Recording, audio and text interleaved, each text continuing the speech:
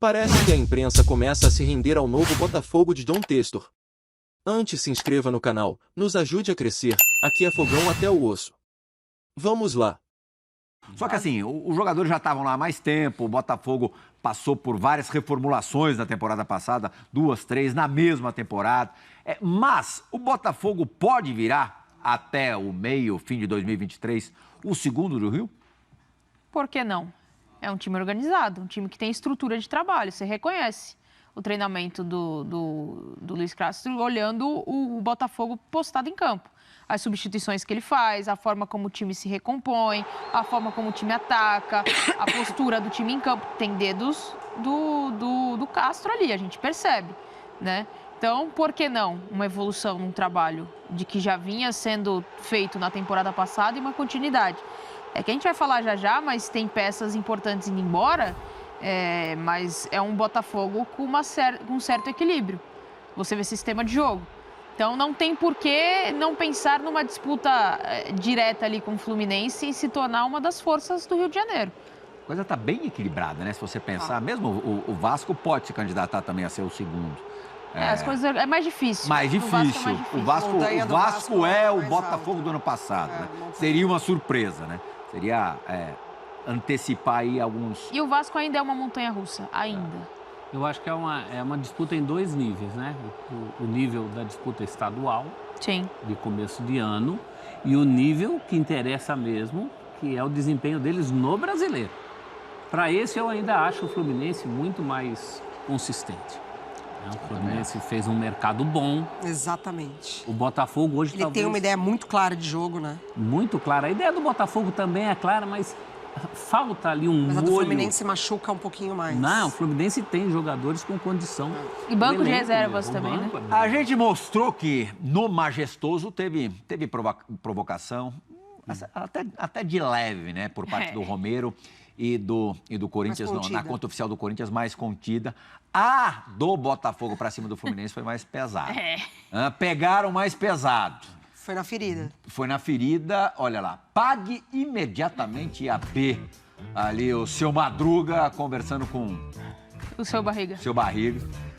Ali, gostaríamos de realizar todas as postagens em inglês a partir de agora. Claro, deixando claro que ele, Botafogo, tem um título internacional, né? A Copa Comebol 94, né? E o Fluminense, nenhuma conquista internacional. Entretanto, temos o conhecimento, podem ver todas as letras Cs em caixa alta, da falta de experiência internacional de nosso adversário, então vamos facilitar. E até onde não tem C, tem C ali, no português. Afinal, é um vocabulário que estão mais acostumados. O que vocês acham? O que vocês acham? Eu acho que clube, e aí inclui o posto anterior do Corinthians também. Quer ver? Clube não deve se meter nisso? Eu acho que clube não deve entrar. Não, e tem o vídeo também, né? Tem o vídeo. Do Super Mario. O do Super Mario, eu acho que por uma questão de direitos, não podemos mostrar. Mas tem ali ele passando as fases ali, dá C, ele volta ali. Então, uma provocação um pouco mais... Eu acho que provocação faz parte do futebol. Desde que não haja falta de respeito, que não passe de um... Inclusive por parte das instituições, como disse o professor? Eu sou um pouco diferente do professor. Acho que essa parte de redes sociais, são os estagiários, né? Eu acho que é válido. É a provocação natural de um futebol. Eu acho que é aquilo, dentro de um equilíbrio. Você não pode também... Mas e como é que vai determinar esse equilíbrio? O problema é o limite. Porque a volta, se o Fluminense tem próxima fase, Fluminense e Botafogo, o Fluminense ganha. Vai ter de novo.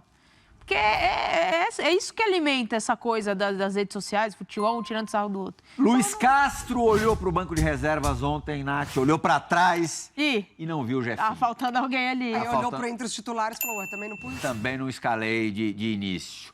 O que ele tem a dizer sobre a repentina, inesperada saída de uma das suas maiores, se não a maior promessa? Eu não fui consultado sobre a situação. Nem tenho que o ser. A minha função é treinar a equipa e o elenco que tenho nas mãos, não tenho que tomar parte nas decisões que a administração entende por bem tomar. Se o Jefinho é um grande jogador, eu quero ter o Jefinho comigo. Se o Lucas Fernandes é um bom jogador, eu quero ter. Agora, há coisas que eu não domino e, portanto, eu só tenho que aceitar. E no dia que eu entender não aceitar, faço uma reunião com a administração e peço para sair.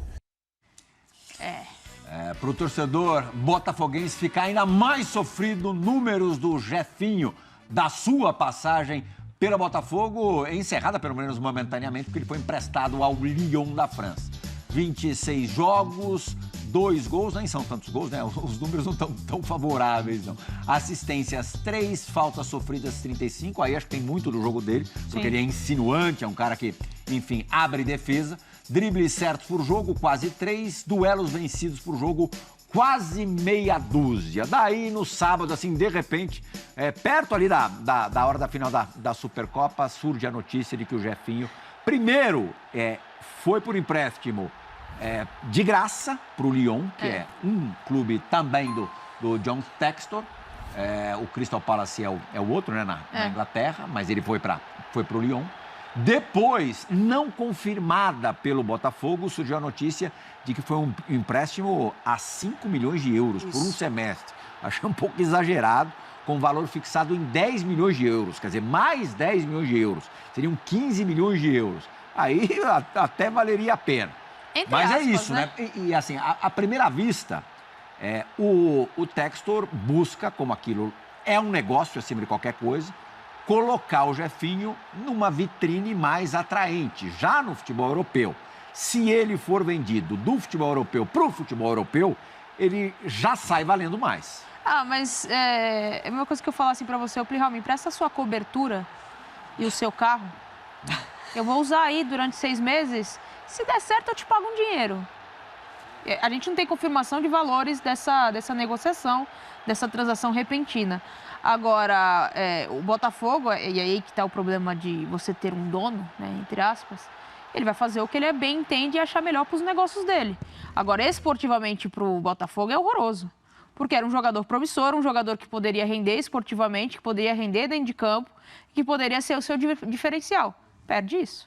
É o fazedor de fumaça, né? Agora o Textor deve um fazedor de fumaça para repor. Já havia uma certa... Não, com a qualidade do Jefinho não é fácil. É complicado. A maneira como foi feita não foi nem um pouco legal, né? Não foi nem um pouco legal, assim. No calar. Não. Lembra muito aquela negociação do Vitor Roque também, né? Na época do Cruzeiro. Sim. Que também foi meio. Nossa, ninguém sabia que ia sair, de repente sai, né? Mas, enfim, eu acho que isso não foi uma forma legal de tirar o jogador do time, do clube, assim. Nem dá tempo de conversar com os companheiros. Você viu a entrevista do Vitor Sá falando que ele ficou sabendo, eles ficaram sabendo por WhatsApp. Tipo, ele nem tá mais... Assim, não achei bacana, não. Achei uma interferência acima do tom, sabe? Da SAF, assim. Claro que são os riscos, vai abrir mão de muita coisa, de poder de decisão, mas achei acima do tom. É o outro lado de ser SAF. O ônus, né? Como diria o Caetano Veloso, é a força da grana que move e destrói coisas belas. Não, até acho que, tá assim, corre o risco, mas a maneira como foi feita, eu acho que poderia ter conduzido a situação de uma outra forma. Achei que não foi bacana, Mas as claras, né? Parece que foi feito tudo meio que escondido. Mas acho que foi feito assim justamente para diminuir o impacto, né? E não conseguiu. Assuma a responsabilidade, as redes sociais, o Botafoguense ficou maluco. Não, as redes, o tom era acabou o amor em relação ao John Textor. O clássico ficou em segundo plano. Acabou o amor para ele lá nos clubes também, né?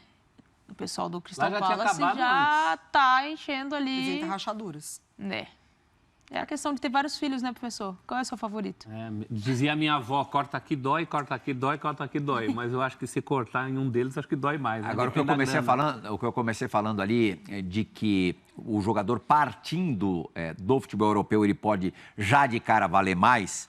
Se ele jogasse pra caramba no Campeonato Brasileiro desse ano, ele talvez saísse por 15 milhões de euros. Se ele jogar pra caramba no Lyon, ele pode sair do Lyon para outro clube europeu por 30 milhões, o dobro.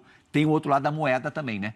Porque se ele não for bem e voltar ao Botafogo, dificilmente ele vai retornar, pelo menos, à elite do futebol europeu. Riscos. É uma moeda queimada, né? Nesse sentido. Agora, tem que ter muita confiança no taco. Para o torcedor botafoguense, mesmo que venda bem, o torcedor botafoguense não está nem aí com dinheiro, né? Quem está aí com dinheiro é o Textor, que botou dinheiro, que quer ter lucro de volta. São duas linguagens, né? Por mais que o Textor tenha mexido lá o bandeirão, ele quer grana. E o botafoguense quer os dribles de um jogador como esse, um jogador insinuante. Então, ele também fica devendo um jogador assim para reposição. Exatamente. Acho que agora é o próximo passo.